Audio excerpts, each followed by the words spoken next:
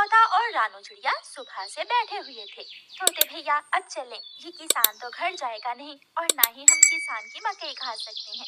रानू चिड़िया, लेकिन वो कालू कौवा कैसे हर रोज किसान की मकई ले जाता है? वो कल भी मेरे सामने किसान की मकई खा रहा था। मैंने पूछा तो कहने लगा ये किसान के खेत से लाया हूँ। वो एक नंबर का चोर है, किसी न किसी तरह वो मकई चोरी करके ले जाता होगा। किसान खेत में काम कर रहा था और चिड़िया और तोता बिना मकई खाए ही जंगल वापस चले जाते हैं।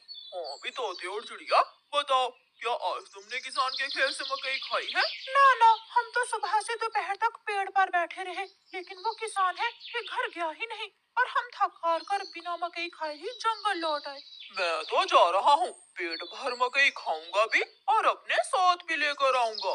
कालू कौवा इंसानों की बस्ती की तरफ जाता है। कालू कौवा किसान के खेत में जाकर किसान से कहता है, किसान किसान, तुम्हें तुम्हारी पत्नी घर बुला रही है, तुम्हारे घर में मेहमान आए हैं। अच्छा, तो मैं जल्दी से घर जाता हूँ। कौवे, शुक्रिया जो तुमने मुझे बता दिया। किसान अपने घर चला जाता है और कौवा मजे मजे से किसान के खेत से मकई खाने लगता है।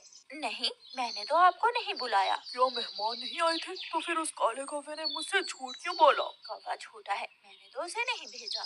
कौवा पेट भरकर मकई खाता है और कुछ मकई अपने साथ लेकर वापस जंगल लौट जाता है। कौवे कौवे, एक मकई का भुट्टा मुझे भी दे दो। ना ना, मैं तो मकई का भुट्टा किसी को नहीं दूंगा, बहुत मुश्किल से लाया हूँ मैं। कौवा चिड़िया के सामने बैठकर मकई का भुट्टा खा रहा था और चिड़िया के मुंह में पानी आ रहा था। दूसरे दिन कौवा फिर से किसान के खेत में जाता है और किसान से कहता है, किसान किसान, मैं अभी अभी तुम्हारे घर से आया हूँ, तुम्हारे बेटे को तेज बुखार है, जल्दी से घर जाओ। कौवे की बात सुनकर किसान घबरा जाता है और कुछ सोचे बिना अपने घर भाग जाता है और कौवा मजे से मकई खाने लगता है। कहाँ है मेरा मुन्ना? मुन्ना तो बाहर खेलने गया हुआ है। क्या मेरा मुन्ना ठीक है? हाँ हाँ, मुन्ना तो बिल्कुल ठीक है। तो फिर इसका मतलब आज फिर उस शरारती कौवे ने मुझसे शरारत की है। उसने मुझसे कहा कि मेरे मुन्ने को बुखार है, मैं जल्दी घर जाऊं। वो कौवा जरूर आपको घर भेजकर खेत से फसल खाता होगा। मैं कल देखूंगा वो कौवा कैसे मुझे उल्लू बनाकर मेरे खेत से मेरी फसल खाता है। कौवा जंगल जाकर बहुत खुश था। वो जो मकई अपने साथ लाया था वो तोते और कबूतर के सामने बैठकर खाता है। वाह वाह, मजा ही आ गया, ये मकई तो बहुत स्वादिष्ट है। यार कौवे, थोड़ी सी मकई मुझे भी दे दो। हाँ ठीक है, अगर तुम मेरे घर का काम कर दो तो मैं तुम्हें भी मकई दे सकता हूँ। मैं भी करूँगा, मैं भी कौवे आपके घर का सारा काम करूँगा, मुझे भी मकई दे देना। ठीक है, तो फिर जल्दी से मेरे साथ आ जाओ।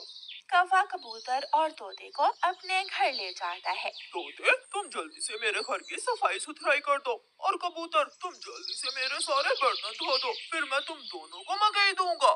फिर कबूतर अपने काम में लग जाता है और तोता कौवे के घर की सफाई सुथराई करने लगता है। दोनों अपना अपना काम खत्म कर देते हैं। कौवे, मैंने काम कर दिया है, अब मुझे मकई दे दो। मैंने भी काम कर लिया है, मुझे भी मकई दो।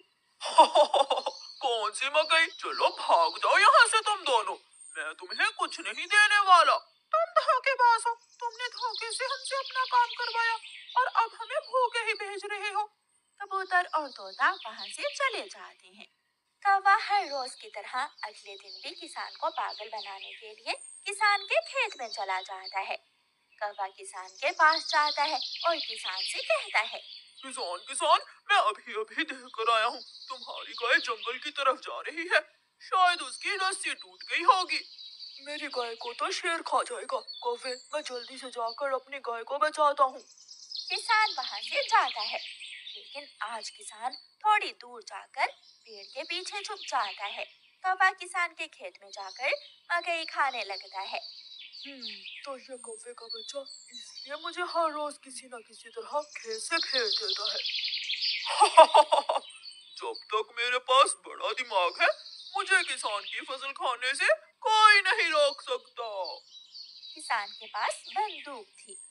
किसान बंदूक चलाता है और गोली सीधी जाकर कौवे की टांग पर लगती है। कौवा बहुत मुश्किल से वहाँ से भागता है और किसी